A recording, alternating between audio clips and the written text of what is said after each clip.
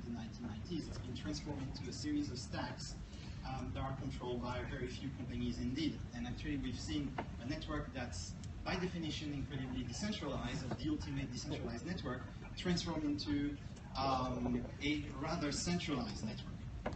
So we also work looking at infrastructure, the internet, which is really going backwards. It's built on the same infrastructure that was powering the telephone system prior to the internet, and before that the telegraph, and so on and so forth. It was built with decentralization in mind, but in practice, companies like Amazon, for example, you have 14 competitors of Amazon combined, which represents only 1/5 of its capacity. Facebook is 71% of all social media, so when people were complaining in the 80s about having only 29 media companies in the US, now we're down to 6. The internet has certainly not slowed down this phenomenon of centralization across. So our goal at Ethereum is to pretty much change all this. Now, why is that? Well, centralized models present certain properties that make them actually a lot more dangerous than they initially appear. First, they require you to entrust your funds. So people have been talking about Bitcoin so far. Imagine your bank. The bank requires you to entrust them with your funds and your money. It requires you to trust organizations like Facebook with the pictures of your children, or Dropbox with your accounting files, and so on and so forth. You trust those people to always be honest. You trust them to never make any mistake. They have 10,000, 200,000 employees. God knows how many employees they have. Every single one is going to be perfect. And if they're not, they're going to have auditing in place, and they're going to do the right thing. Not quite. We've seen this more and more with companies like, for example, AT&T, that's now charging its customers for not spying on them for a back inspection. We've seen this with Facebook conducting mood alteration experiment on its users without their permission, against their terms and conditions, and probably getting away with it, really. We're seeing also an inordinate amount of power in platform providers, the so-called platform capitalism, whether it's Airbnb or Uber or Apple with their App Store. We're seeing companies that can now pull an application from an App Store for no particular reason, as long as it's against their policy, for example, destroying in effect sort of the livelihood of the people that are building those applications without any regards to anything else. And why not? They are the only provider of iPhone applications, and iPhones are the most popular smartphone out there today. It's also a very insecure model. So this is a sample, I think it's actually not even up to date, of the recent hacks. The numbers are basically the amount of pieces of personal information that were leaked, right? And by leaked, I mean hacked, copied, and put on black markets, and so on, in the last few years. So I mean, if you're like me, you're probably looking at this chart and you think, oops, I kind of use a lot of these services. So it's very likely your data is on a USB stick somewhere, and you just don't know it.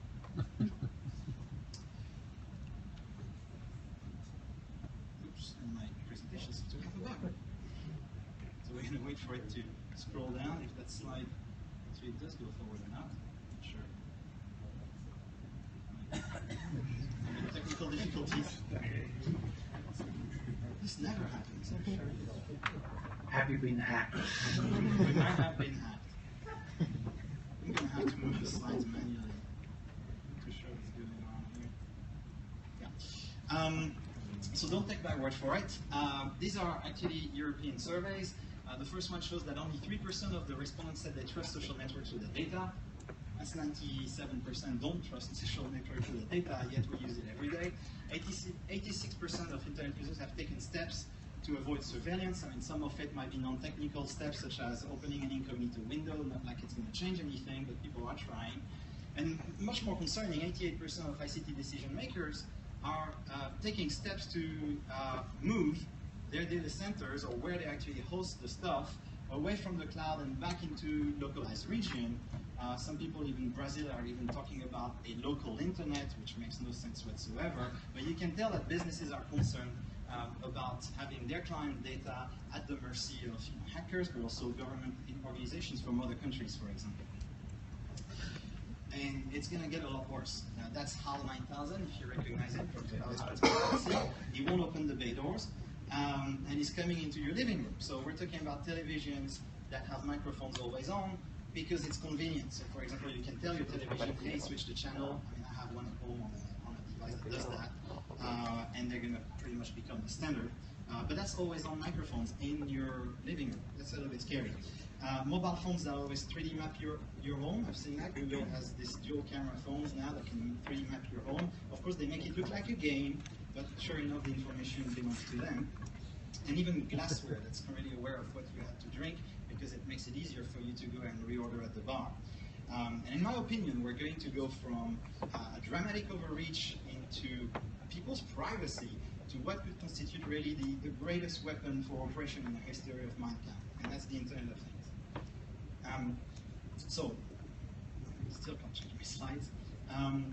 What is Ethereum? So Ethereum is a platform to build decentralized applications that are completely open source, open state, a consensus similar to what you've heard about Bitcoin, but it's not based on Bitcoin, keeps the network safe. And it's pretty much a series of little computers talking to each other and forming a much larger computer. That's why we like to call it the world's computer, or if you're into mathematics, a decentralized singleton at scale. How does it work? Well, it's using the same type of blockchain technology that you've heard about today powering Bitcoin, but we've built our own because we needed for it to have some properties. In a nutshell, it's a new kind of database, right? It's not rocket science. A centralized model is a guy with a megaphone who holds a piece of paper and says, trust me, it says this on the piece of paper. Why? Well, because I'm up the stairs and I have the megaphone, and that's just the way it is. Decentralized model, which is a model for a database, is everybody passes around this piece of paper and we can check that indeed it says what it says it does on the piece of paper. But we're taking it further by building a computer that we all share. So this virtual machine, if you will, just like the ones on your computer, but at scale across the globe. So everybody can go and utilize services that are pretty much going back into the public domain, but today are in the hands of the Googles of this world. In terms of how it exactly works, well, you have programs, and those programs live on this blockchain. So it's not just data, it's actual logic. The logic is on the blockchain. And the same properties that make blockchains immutable over time protect the logic of those contracts. So I can run a program, and I can be sure that it will always do what it says it will. And it's not a very, very fast computer. It's actually a very slow computer. Ethereum, as it stands, probably the speed of your smartphone back in the 90s, so it's pretty slow. But it always tells the truth, and that makes it a very interesting computer indeed for a lot of different applications. In terms of development, we're also trying to make this stuff very easy. So we heard about cryptography today and all this complicated elliptical curve stuff. Nobody understands that, nobody cares, and why should they? People just want to use the technology because it's easy, because it brings them some type of value add.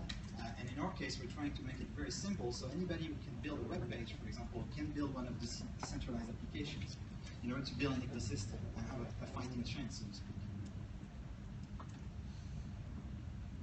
In terms of actual applications, so this is really useful for what's called smart contracts. We touched on that a little bit today. Ethereum really makes it simple to build things like prediction market, your own crowdfunding platform, without having to trust Kickstarter. You can build your own Airbnb if you wanted to, without having to even have the Airbnb integration, the company that is. Exchanging domains, voting, it's really useful for that. So imagine that, a voting system that never lies. And that's quite useful. And it's not just limited to organization, it could be used for governance. Asset permission, and of course all the financial applications, but I think we've talked about these enough today. The other interesting use of Ethereum is to build a decentralized web. That's really what we're trying to achieve. So there's a bunch of applications already on our network that you can go and have a play with. Airlock.me is the interesting one here. It's the picture. So we have a door here, and it's connected to a Raspberry Pi, which is like a little computer. The little computer speaks Ethereum and allows the door to open if somebody swipes a smartphone in front of it. Now, the interesting thing here is that there is no company to authorize the door opening, right? You don't need Airbnb if you have a system like this, because all you need to have is two peers. One has an apartment with a smart door, and the other one has a smartphone and has paid for the door to open. So you can imagine a completely decentralized Airbnb, and all the companies that have a business model that's based on rent-seeking behavior, pretty much, in my view, should start to worry a little bit about this technology, because it's coming. I mean, I've seen, it's not just Nest anymore. Automated doors are becoming the new normal. The other thing that the technology allows is the creation of what we call decentralized autonomous organization. So since I have a little bit of time, I can touch on that today. If you think about the smart self-driving cars, for example, they already exist. They're in Palo Alto, driving around, or driving themselves around. And a lot of researchers think that we'll have self-driving cars before we have clean energy. Now, imagine 50 years down the line, you have Sarah, she wants to go out and have a drink, she calls the self-driving car, a bit like she calls an Uber today. So the car arrives, she jumps into it, the car speaks cryptocurrency, maybe it speaks Bitcoin, and the highway speaks Bitcoin, offers Sarah to go on the fastest lane by paying a little bit more, her smartphone speaks Bitcoin, so now she's able to go on the fastest lane automatically, she arrives, she's having a great night, etc. It's wonderful. That's not what's interesting because that's going to happen anyway, and probably sooner than we expect. What's interesting is who owns the car. Is it Google because they invented the self-driving mechanism? Is it Uber because they reinvented themselves as a self-driving car calling company? Or is it the car manufacturer? In this context, it's the car that actually owns itself. The car was pretty much crowdfunded, a bit like you crowdfund various things today. And it obviously wouldn't work that well long term because what if it breaks, then you need a self-driving autonomous repair truck and so on and so forth. But the interesting bit here is that we can do this today with software, and we're already doing it with Ethereum. So for example, we're building things such as decentralized storage, where you don't need Dropbox anymore to store your precious files. You can just ask the program, which is on this decentralized blockchain, to go and store it where it thinks it's cheaper. You don't even care where it puts it. All you care about is it's cheaper and gives you the best price. So this completely autonomous program goes and finds maybe a place on Amazon where it's a little bit cheaper, puts your files there, maybe it's on Rackspace and puts it there instead, maybe it moves it from time to time as the price varies, because all it needs to do is make calls to their APIs. And in fact, you have this business, a decentralized Dropbox, that owns itself with no human master to control it or to tell it what to do. And I'm very comfortable as a consumer to go and use this business because all I have to do is look at the source code, and I know that's the source code that's running in the background. So I know for sure it's doing what it says it does, and it doesn't give a copy of my files to the NSA, for example. I can check it. Another use, obviously, is the IoT. But there's a few problems with the IoT today. That's why we're not seeing it in our daily lives. The first one is privacy. We've touched on that a lot. Yeah, privacy is a real problem. People don't really even care that much about privacy, I find. It's only when something terrible has happened, when the data was stolen, that they start to worry about it. It's a bit like backups. Everybody knows that they should be worried about it, but they don't. So I don't think that's really what's going to convince application providers to rethink their approach to the IoT. I think what's much more important is the cost of supporting long-life items. So like this light bulb here, that lasts 15 years, right? Nobody, I can assure you that no manufacturer, no goods provider wants to pay for 15 years worth of support on a light bulb like this, especially not when there's probably 6 to 20 light bulbs in a house and there's millions of households around the world. Nobody wants to cover that cost. It's okay, we've been used to subsidies with phones, for example. So you think an iPhone would have iCloud, sure enough, Apple's paying for that. Yep, they are, because that's like $3 over the course of the lifetime of your phone, which is about a year. Nowadays, a year to year, maybe 24-month contract, something like that. And the phone costs $1,000. So it makes total sense in that context. But for a light bulb that costs $3 and you have billions of them, I can assure you nobody's going to subsidize them and offer a service that costs $3 to the manufacturer in order for it to be used. That's why we're not seeing these things. This light bulb, I think it can change color or something like this, depending on your mood or some rubbish. And it needs an interface. And nobody wants to pay for it. That's why we're not seeing it. Selling data, that kind of makes sense. Everybody's doing that these days. But that won't work either. What does this light bulb know? It knows it's on, it's off. There's light, there's no light. Okay, well, my TV is always on cameras, and I can tell me if there's a light in the room or not. So you'll have multiple providers. The power grid will know if this light bulb is on or not because it can detect, through various means, in particular just being very granular as to how it measures energy consumption. You can detect which light bulbs are on in the house. That technology is already here. So this information is not really special. Nobody's really going to pay a lot of money for that. So you can't do that either. And yes, obviously high cost of maintaining centralized analysis. So even if you could get the data and you can't, let's say you did, the problem with this is that nobody wants to pay for the data center and all the human analysts to go and crunch that data. And the final thing, which I think is the most obvious one, is nobody's ever going to live in the Google house or the Samsung house or the Whirlpool house. Anybody here wants to live in the Philips house? I don't. You know, there will be no, and there is none today, single ecosystem. That's some fantasy that large manufacturers have, that everybody's going to use their product and they're all going to work with each other. It doesn't work like that in the real world. What's going to happen is multiple ecosystems that are going to interact with each other. So where are we in that process? We're actually pretty close to getting some.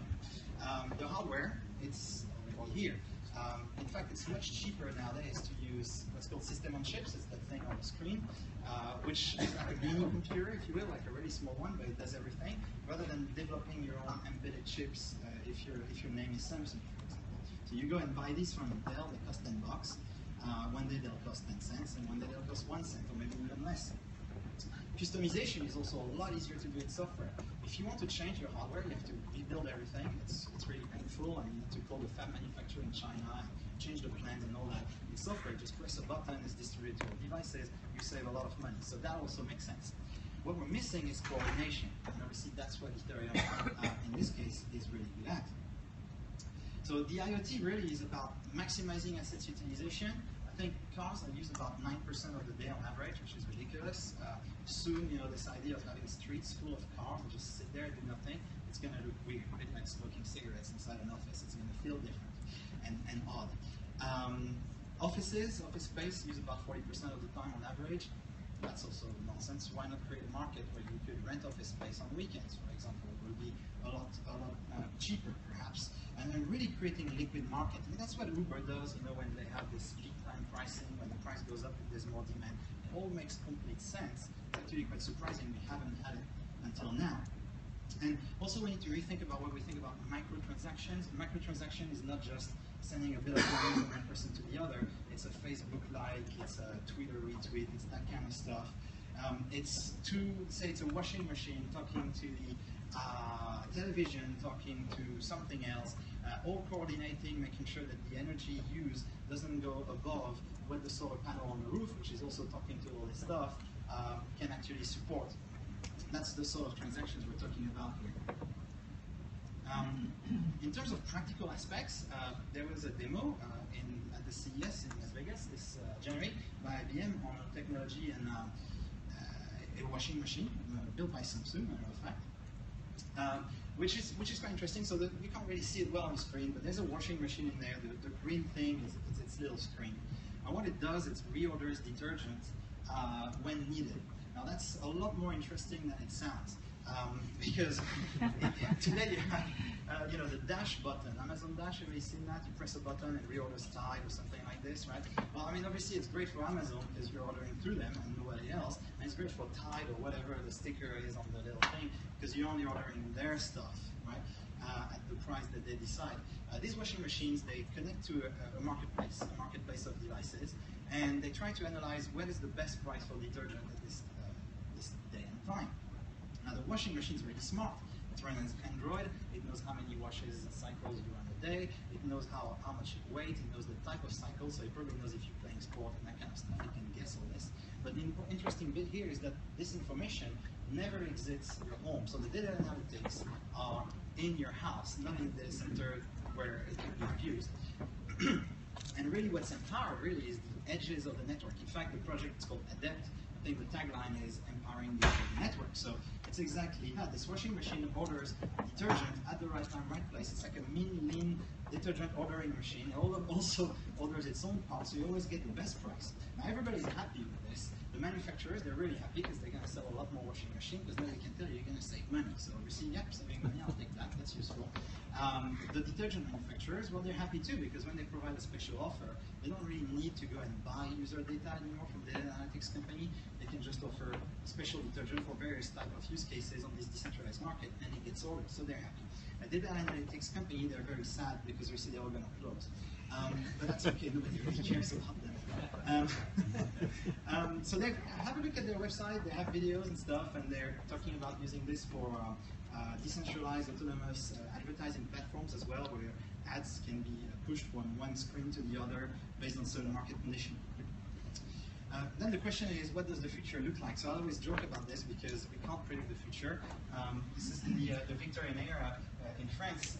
They discovered, obviously big animals in the sea, the whales and all that, and they had tramways. So they thought the future is a whale pulling a tram and guys in diving suit poking it with sharp sticks.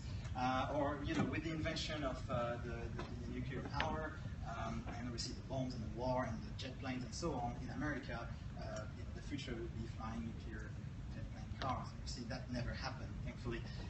So we can't really predict the future. We can't say that because cryptocurrencies are popular today, it'll be the thing next year. But what this is really about is, I think, making society more efficient. So taking the utilities of the 21st century, the utilities of the 21st century, it's gas, water, electricity, okay, but it's also internet. It's also, hey, I want to rent a room. Where do I go? These are utilities, and putting them back into the public domain where they belong, and having devices that talk to each other in order to form optimal economy of things. And I think what we're going to see at first is really much hybrid model. So it's not going to go like this big bang decentralized utopia or anything like that. I think we'll see decentralized services. And if I was a customer and I'm faced between one that uses blockchain and one that doesn't, I'll go for the one that uses the blockchain because it gives me some guarantee I'm not going to get ripped off further down the line. I think that's a good start of how the economy could progress. And then further down the line, maybe some total decentralization. We'll see. In terms of a little project, we started in November 2013. We're in 30 different countries. If you know programmers, because I don't think anybody here programs, but we have multiple clients. It's all open source, wall-to-wall. And you can learn more on our Twitter. Thank you very much.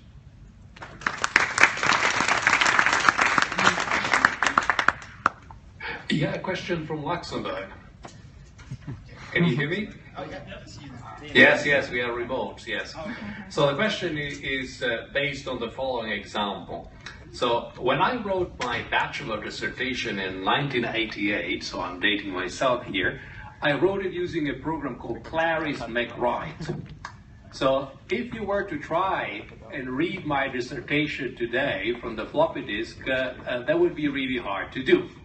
So what does it have to do with Ethereum? Well, you have in your plans to put in place a blockchain where contracts that are defined based on a language that has been defined and works today will exist in perpetuity.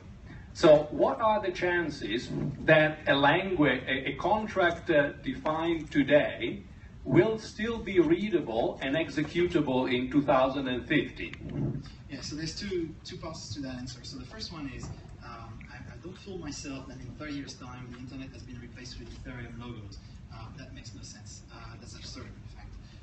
I think that the stuff we're working on now, it's a bit like Douglas Engelbart, mother of all demos in 1968, where he shows remote collaboration. And people thought, oh, that's insane. And sure enough, today we have Google Docs and we use the mouse that he invented and all that good stuff. I think some of the concepts, if we're lucky, of what we're working on will be used in 30 years' time. Now, in terms of the language itself, though, no, it won't be obsolete because the language that you saw on screen is called Solidity. Actually, it's a higher-level language that compiles down into what we call EVM code. So it's like assembly, if you will, and that forms that assembly language is running on a traditional stack-based VM. So it's like any other virtual machine. In fact, our goal is to make our virtual machine, the one that spans the globe, obtain what's called a microkernel architecture, which allows to have very small building blocks so you can rebuild, for example, cryptographic algorithms on top of it. That will be future-proof. So we know that NSA, for example, has quantum computers. We're already looking at how we could build an import signature on Ethereum in order to counter this type of threat. So does that answer your question? Yes, thanks. Thank you. Yeah, and let's start from here.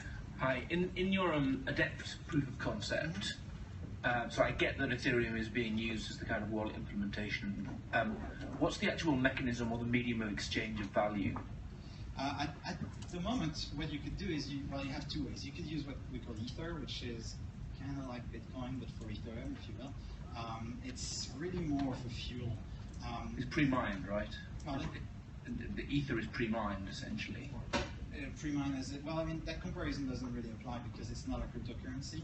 So the way, okay, one thing that's really important that I didn't touch on, and I think this is critical in fact, is that when you call a contract, it's the user that pay for the execution of the contract. So how do they pay? They pay with ether, if you will, and that gets converted in what we call gas. That's to prevent potential fluctuation of the price of ether to impact the operation of a network.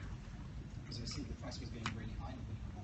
Right? So that's what this gas thing is for, and that gets provided to the miners. Right? And yes, there is part of it that is pre-mined, if you will, that allows us to basically be here today and speak about it. And I didn't remember the first part of your question. So the question was really what's the mechanism of exchange of value? And you were saying that it was so the that's ether. the first one, and then the second one would be to create your own meta coin, if you will, meta currency. You could on Ethereum in 10 lines of code. That's actually our basic tutorial. Create your own crypto coin. Today, crypto coins are quite hard to get into. I mean, it's quite a lot of code, and you need to be aware of quite a lot of things. In our platform, it's 10 lines of code. I want to issue. What's your first name? Nick. I want to issue 10 million Nick coins. Where do they go? Well, they go to these people I decided they go to.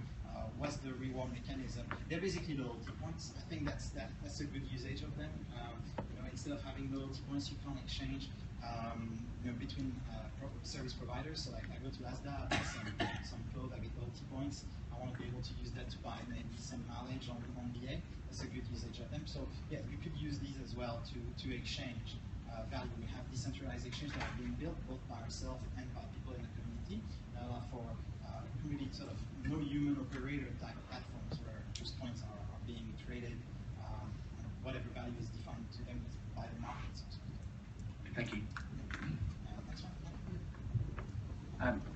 My understanding is still pretty preliminary around this space, but I'm very curious to understand because everything I've read around Bitcoin or other blockchain technologies still ties with public key cryptography. Mm-hmm. There's a lot of talk about how this will then move into a much broader usage, but most of the world is not at all conversant or, dare I say it, equipped to deal with public keys, private keys. Right. How do you think about this? How would we think about it? So absolutely. So obviously the wall, so to speak, that all these things eventually hit is that the physical world, as you say, isn't necessarily already equipped for public key cryptography. But that's changing. So for example, I was in a Tesla car, and they have I don't even know how the guy started this car, to be honest. They like swipe something in front of the dashboard. That's public key cryptography.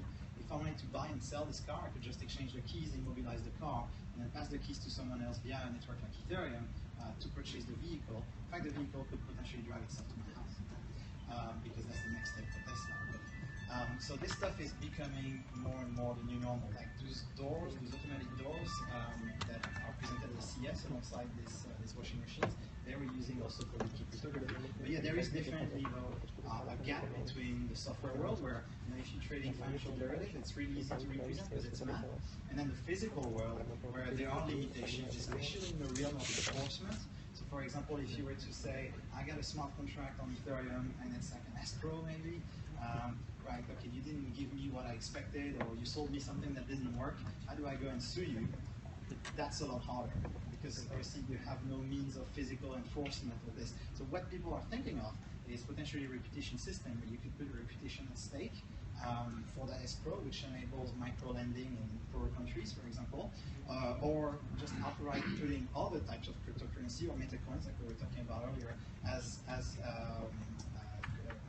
collateral to these ones. I don't want to hog the airtime, so perhaps we should follow up offline. For me, my question wasn't so much about physical, hardware world, software world. It was more the fundamental point that we talk about these decentralized networks, removing single points of failure, and yet my concern is that, yes, from a system-wide perspective, we may be removing the single point of failure, but at least from an individual's perspective, we're giving someone who is incompetent like me the keys to my entire single point of failure to everything else that might be related to this. So I mean, absolutely. So it did occur to me that if you lose your Bitcoin, well, it sucks because you lost money. If you lose your Ethereum keys, It's your entire digital life, your loans, who you are really as a person online that disappears. So we're conscious of this. Out of the gate, what we'll offer is multi-signature contracts, which I think was mentioned today. So it's a contract, it's not a piece of technology, it's an Ethereum contract that holds 2 out of 3, 10 out of whatever, you know. That's the first step. And then we're probably going to see some physical apparatus that will make this process a lot simpler. But yeah, if you're a startup today and you don't know what to do, this would be a very good field to get in, because people will lose their keys. So, yeah? Very quickly. Actually, back to the money for a second, if that's okay. Your starting point, actually, that one doesn't want to trust a large company and rather have it distributed. On the other hand, you need to have access to that distributed channel. And my worry was, I actually prefer to keep my, well, I have a little bit of money in my account where I walk around with, but the larger amount of my amount, that cash that I'm, for example, saving for a house, I prefer actually to be that in a safe storage and in a bank, for example, where they do have all the security and so forth around it. So that contradicts a bit the your statement. You agree to that? So centralization, what centralization offers is safety without having to worry too much about it. It's also very convenient. That's why we don't host our own Facebook at all, even though we could. I mean, there's projects like Diaspora that existed for a while, where they wanted you to host your own Facebook, host your own Dropbox. Then obviously people quickly realized, I'm not going to have 36 servers in my house. I don't even know how a server works. So yeah, centralization is very convenient. And also the thing to remember is there's nothing you can do on Ethereum that you can't already do on a centralized system. So there's absolutely nothing new. What we offer is the capability to process these transactions, whatever they may be, whether it's buying, booking your holiday and that kind of stuff, without having to put your trust into a third party. And we think that's really important. I personally think that my mother really doesn't care about any of this. In fact, when I talked to her about Bitcoin, she just replied, well, my debit card does better. And because I can just tap it. How convenient is that? And I don't even need to get it out of my wallet. So yeah, all that stuff is very convenient. And that's why I think what we should focus on as a platform provider is making it easy to develop applications that will bring the true value out. Nobody cares if Facebook using technology X, Y, Z. They just want to see the pictures of funny cats. And it's going to be the same thing for Ethereum. I don't foresee a world where people will say, oh, this is built with Ethereum, so I'll go and use it. Because there's no value there. It's more like this gives me something cheaper, safer, or something of that sort. I'll go and use that. And I don't care how it works. That makes more sense to me. Yeah. Yeah, Stephan, a question about your ledger of your smart contracts. Are you trying to piggyback on the blockchain of Bitcoin, or is your own blockchain you're using? And how do you resolve a question of sustainability? I mean, say 30 years from now, what is the incentive for the miners, etc.? So we use our own blockchain, so it's entirely our own technology. It's nothing to do with Bitcoin. In fact, interacting with Bitcoin is a bit of a pain because you need intermediaries that you kind of need to trust. But that's okay, people will figure that one out. Interconnectivity and sustainability of something like this, obviously, like many, you can go on our website, you can look at graphs, pretty graphs that shows inflation over 100 years, 200 years. You and I both know that's completely meaningless. What's important is to think about what can we do in terms of R&D to ensure that there will be interoperability with those systems. So we're already working on that. The way we mine, so to speak, Ethereum is currently proof of work, which is very similar to the one you find in Bitcoin with some minor variations. But we're planning to already currently replace that with something called proof of stake, which doesn't use as much as electricity. In fact, it doesn't use any electricity almost, which allows this processing power to be redirected to processing more transactions and scaling. So scaling is really where you want to look into. Never mind, will this exist in 30 years in the same state? Of course not. Technology evolves. But can it scale? Absolutely not. Today it does not scale. Bitcoin doesn't scale. Ethereum doesn't scale. That's not the number one priority in research and development, is how do you shard this stuff without losing the security element. And there's lots of very smart people that are working on it. Vitalik is one of them, and people like Tual and so on and so forth.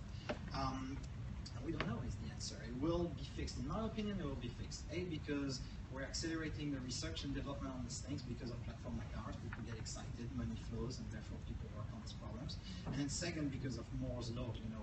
we didn't, we worried initially with the internet. I remember watching online videos thinking, oh my God, this will never work because it's so small, I can't see anything, it's horrible. And today YouTube is, you tell your kids you're going to turn off YouTube, they're going to cry for weeks. It's normal, it's there. So, yeah. That's the last question. So a quick one, I'm a judge, and I've just been listening to a case involving a smart will. Right. And the smart will, turns out, activated itself because an oracle told it that someone had died, which is true.